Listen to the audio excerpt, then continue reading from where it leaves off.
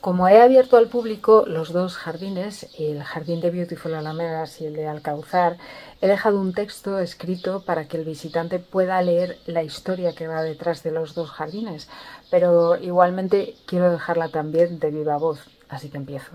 Querido visitante, corría el año 1997 y yo me acababa de licenciar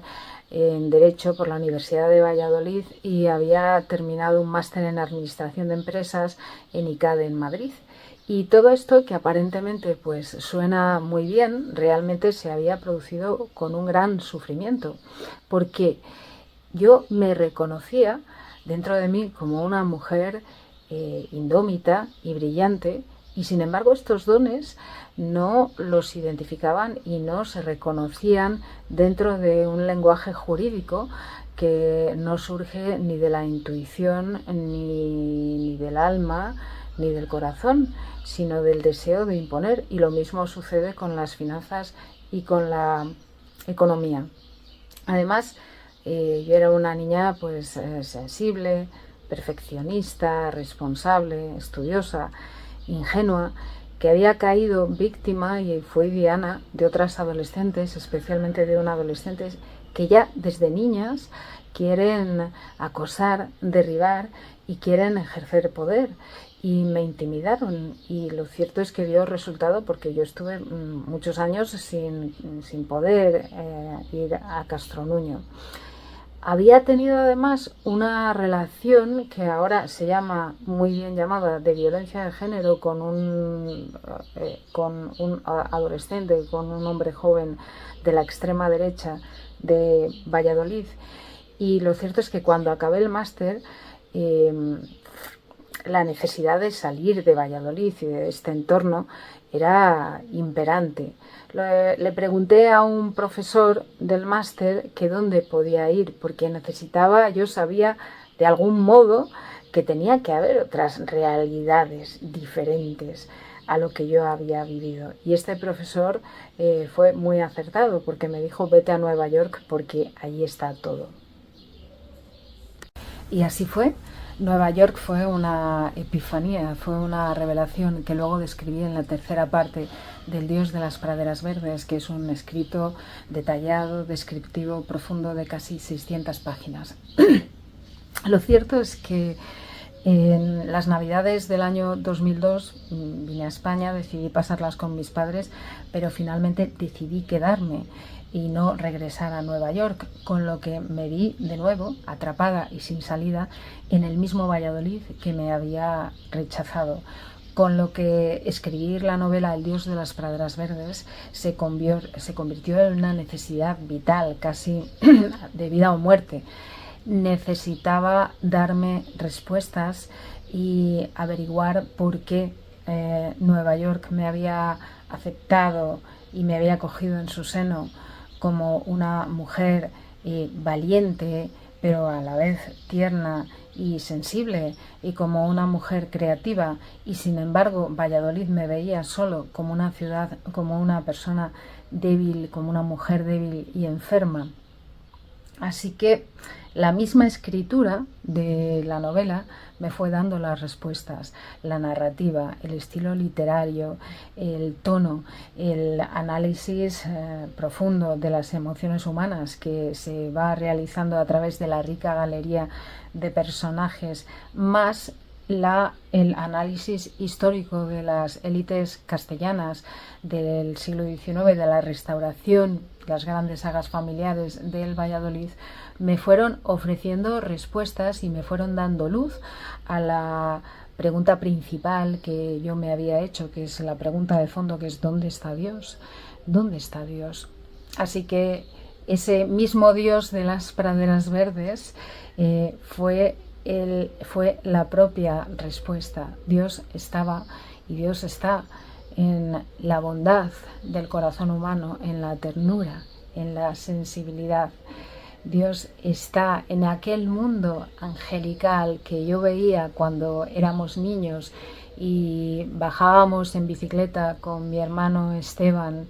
y cuando llegábamos a la presa el sol se reflejaba en la superficie del río y en todo aquel vergel y en todo aquel paraíso yo veía a Dios, aquella naturaleza indómita. Se manifestaba como una divinidad. La divinidad y Dios se manifestaba a través de aquella naturaleza indómita y se manifestaba en forma de bondad, de ternura, de sensibilidad, de compasión, de comprensión, de inocencia, del mundo de la infancia. Ese Dios que yo llamé el Dios de las praderas verdes y que era el que yo sentía dentro de mi corazón y que lo veía reflejado y manifestado en la Reserva Natural de Castro Nuño, y me tuve que retrotraer a los años de la infancia para poder articular y comprender todo. Ese Dios se me hacía muy lejano del Dios que la Iglesia Católica de Valladolid había enseñado. Este Dios de la Iglesia Católica de Valladolid y de Castilla y León se me hacía más cercano al Dios de la Inquisición, un Dios que pretende amedrentar, que pretende intimidar y que pretende imponer, y que en el fondo lo que pretende es garantizar las jerarquías y las injusticias sociales, el Dios del lenguaje jurídico. Y yo sabía dentro de mí también que muchos castellanos leoneses habían sufrido un drama y un dolor, y de la misma forma que yo sentí una desconexión con el todo y una desconexión con mi propia comunidad y una pérdida de referencia con mi comunidad, yo sabía dentro de mí que había muchos castellanos leoneses que han sentido en la intimidad, sin poder verbalizarlo, esa misma desconexión, ese mismo abandono por parte de la Iglesia Católica, que ha traicionado en muchos sentidos el mensaje original de la figura histórica de Jesús, esa orfandad espiritual que muchos castellanos leoneses han sentido en la intimidad sin poder verbalizarlo. Era lo que también había sentido yo. En la cuarta parte del libro, del Dios de las praderas verdes, hay una conversación entrañable que es con mi abuela. Como digo, el libro está escrito en tercera persona y está anovelado, pero que quiero traer aquí porque fue una conversación que yo viví con ella y que se me quedó profundamente grabada. Y es cuando Victoria, la protagonista, pues se va enfrentando a los retos y a los problemas y los tiene que ir superando. Entonces está un día por allí en la finca de sus padres y la abuela nota que Victoria está preocupada. Victoria pues quería volver otra vez a Nueva York, que estaba buscando trabajo y no la encontraba. Entonces la abuela le preguntó: hija, ¿qué te pasa? Y Victoria le dijo que pues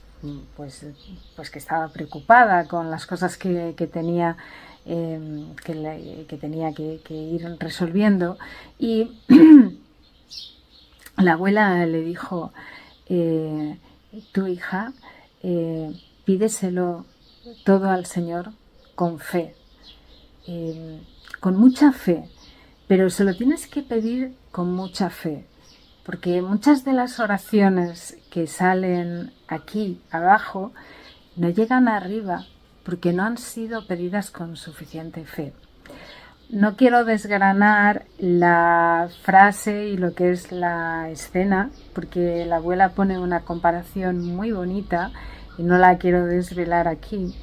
pero sí que quiero contar lo que es la esencia de la conversación con la abuela, la fe de la abuela, que es también la fe que hereda Victoria, y como es mi alter ego, es la fe que heredé yo. No se trata de una religión ni de varias religiones institucionalizadas, sino del ser humano en su perspectiva más y en su visión más universal y cósmica, cualquier ser humano que se pueda ver impotente por algo puede pedir algo a su Dios interior, pero con fe, para que pidiéndolo con mucha fe pueda llegar a ese lugar que llamamos cielo y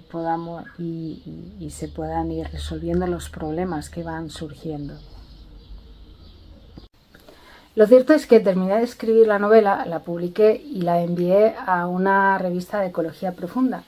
Y allí hicieron una entrevista y mostraron un aspecto que a mí me había pasado desapercibido. Y era el hecho de que Victoria, la protagonista, bien podría simbolizar un representante del hombre moderno de estas sociedades que, si bien se han deshecho de la identificación entre Iglesia y Estado, también han acabado con cualquier rastro de espiritualidad, dando la espalda al reino espiritual y bien dejando algún vestigio de lo que son las religiones institucionalizadas, pero sofocando lo que es la parte de la experiencia, la parte del misticismo. El fundador de esta revista es un español que se ha convertido al Islam y que practica el sufismo, que es la parte esotérica y mística del Islam, y me abrió los ojos a una realidad completamente nueva y desconocida para mí. Para mí el Corán era un gran desconocido y yo confundía a los árabes con los musulmanes, y lo peor de todo, yo pensaba que tanto los musulmanes como los árabes, la imagen que me había transmitido los medios de comunicación es que eran todos unos terroristas. Sin embargo, el gran descubrimiento fue, por ejemplo, la Sura Taha, la Sura 18 del Corán. No sabía que describía la historia de Moisés, como tantas otras suras del Corán, o que ese dicho que tenía mi abuela de que había que dejarlo todo en manos del Señor respondía realmente al sometimiento a la voluntad de Dios del Islam o al decreto divino, o que ese ir quitando los velos del Islam realmente también responde al recorrido del castillo interior de Santa Teresa. Ese mismo verano, mi amigo, el que me abrió los ojos a la ecología profunda y al sufismo, me invitó a ir con ellos a Granada. Era entonces el mes de Ramadán y a mí me dejaba muy sorprendida cómo era posible que se levantaran a las 4 de la mañana, desayunaran, estuvieran en oración y luego estuvieran 16, 17 horas seguidas sin comer, sin beber, sin fumar, sin tener malos pensamientos. Era la primera vez que yo iba a Granada. Yo me había alojado en un hotel que es encantador, que se llama El Ladrón del Agua, que luego cerró con la pandemia, pero que luego ha vuelto a reabrir, me parece ahora como apartamentos, y que está justamente enfrente de la calle Santa Ana, donde está el Hammam al-Andalus. Y como yo no conocía Granada, mi amigo me llevó a conocer toda esa parte del Albaicín, y recuerdo que mientras paseábamos por las calles, él me hablaba del Islam, de los profetas, y recuerdo una frase que se me quedó grabada sobre la Alhambra. Me dijo: la Alhambra es austera por dentro y por fuera, y por dentro guarda riquezas. Así es el alma humana y así también son las mujeres en el Islam. Pueden llevar un velo y por fuera, por dentro llevan riquezas, por dentro desde todos los puntos de vista. Y entramos en una tetería y yo recuerdo que me bebí un batido de coco y de plátano con piña que me supo riquísimo, es que nunca se me olvidará. Y no podía comprender cómo era posible que este amigo estuviera ayunando tantas horas con el calor que hacía sin comer, cómo podía aguantar, y me veía a mí comer. Entonces me dijo que traía mucha bendición ver comer y beber a alguien cuando uno está ayunando, y me habló también sobre el sentido del ayuno en el Islam, que el sentido principal es pues pasar y experimentar la misma sed y el mismo hambre que experimenta quien no le queda más remedio que tener sed y hambre. Cuando llega el Ramadán, se abren las puertas del paraíso, se cierran las del infierno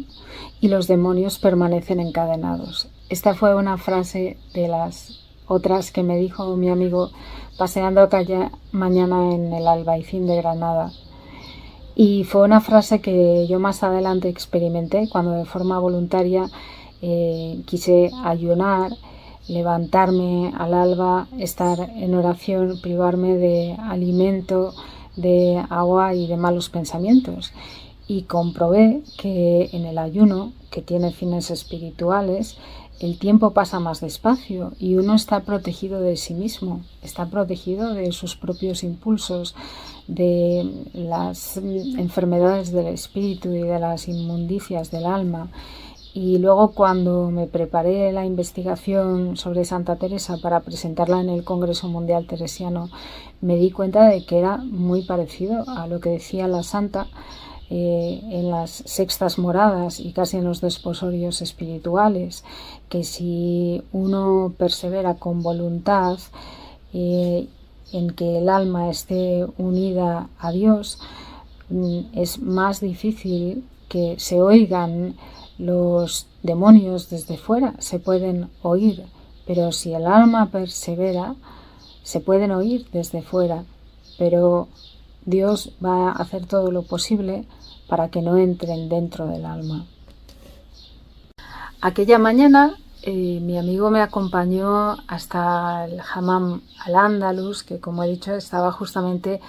enfrente del hotel donde yo estaba alojada, el Ladrón del Agua, y me dijo que entrara en el hammam porque me iba a gustar mucho y que era uno de los destinos preferidos por los turistas internacionales. El hammam está en la calle Santana y la calle Santana es una de esas calles estrechas con edificios de paredes altas típicas de Granada para mantener el frescor, con el suelo empedrado, y la puerta del hammam era un portón grande de madera oscura. Entonces yo me di cuenta de que él tenía la mirada más clara y yo pensé pues que podía ser por el ayuno. Me dijo que entrara en el hammam y que luego él seguiría arriba a la mezquita porque se iba a juntar para rezar y estar en oración con otros. Y lo cierto es que fue todo en un momento determinado. Él hizo algo con la mano, hizo un gesto con la mano y pasó algo. Lo cierto es que él se subió a la mezquita, yo entré en el hammam y cuando crucé las puertas de ese edificio, que era un antiguo aljibe al lado de una mezquita, pues al entrar en el interior del hammam, la percepción de la realidad cambió dentro de mí, pasó algo. Los tonos rojizos, la luz tenue, la música suave, los perfumes de los inciensos, el aroma de los aceites, el tacto del agua, la vistosidad del azulejo andalusí. Algo cambió. Antes de entrar a ese edificio y antes de que mi amigo hiciera ese gesto con la mano, yo era una mujer que experimentaba una gran crisis de fe, bastante angustiada, con una desconexión importante con un todo. Y después de salir de ese hammam, era una mujer además que estaba llorando, buscando la fe de mi abuela. Y después de salir de ese hammam, era una mujer nueva que había recuperado la fe de mi abuela, la vieja católica, la que ahora llamo la vieja sufi, acompañada por el grito ancestral de los profetas y de esos primeros tiempos que recuerdan lo más primitivo del alma que yo había descrito en ese Dios de las praderas verdes. Con lo que me demuestra que aquel gesto de mi amigo se había producido en ese contexto de Ramadán, y a mí me demostró el poder de la oración y el poder de las prácticas espirituales, y que además esa conversión, que no fue intelectual sino a nivel experiencial, a nivel de experiencia, de alguna forma también jugó el papel de lo sensorial, los aromas, las luces, la suavidad del entorno. Y cuando salí del hammam, subí a la Alhambra, y toda aquella experiencia me confirmó lo que había experimentado en el hammam. Cuando salí del Generalife, salía como flotando, con el deleite visual de la combinación refinada de arquitectura y vegetación, y el sonido de las fuentes. Los jardines de la Alhambra pretenden recrear el paraíso en la tierra, y esta idea me fascinó. Entonces ha sido el motivo por el que ya en el año 2010 empecé a construir el pequeñito jardín de inspiración hispanoárabe que es Alcauzar, que está en Castronuño, con fuentes y con vegetación. De hecho, me ayudaron un poco los jardineros de la Alhambra y me asesoraron, me dieron algunas pinceladas del tipo de árboles que podía plantar y que encajaran aquí en este tipo de clima. Y después lo que he ido reconstruyendo a través de los sucesivos patios en el jardín de Beautiful Alamedas. Uno está inspirado en un jardín con parterres que hay antes de la entrada del Generalife, y otros, bueno, de algunos viajes que a Marrakech en las casbas del desierto, pero siempre con la idea de recrear y reflejar el paraíso en la tierra. Y después, cuando hice en el año 2015 la investigación sobre Santa Teresa, una de las cosas que también me encantó es que la santa, cada vez que fundaba un convento, pretendía de la misma manera reflejar el paraíso en la tierra, y dentro de cada monja, dentro de cada una de ellas, un oasis de pureza y austeridad. Por eso quería contar esta historia, porque la finalidad de abrir los dos jardines Beautiful Alamedas y Alcauzar es para permitir al que visiten que puedan revivir un hito y esa transformación que yo viví también cuando conocí una tradición espiritual que era desconocida para mí y tuve esa conversión.